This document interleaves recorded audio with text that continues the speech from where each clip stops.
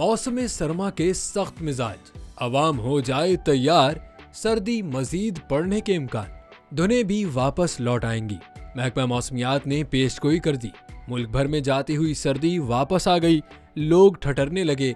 महकमा मौसमियात के मुताबिक आइंदा 2 रोज में मुल्क में सर्दी की लहर आने का इम्कान है। मगरबी लहर के असरात अब पंजाब और शुमाली इलाकों पर असरअंदाज हैं।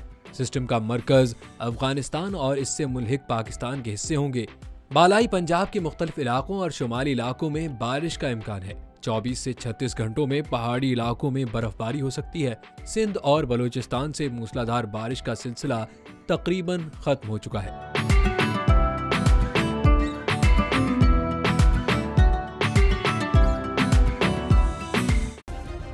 सब्सक्राइब करें और बेल दबाएं ताकि कोई खबर रह न जाए।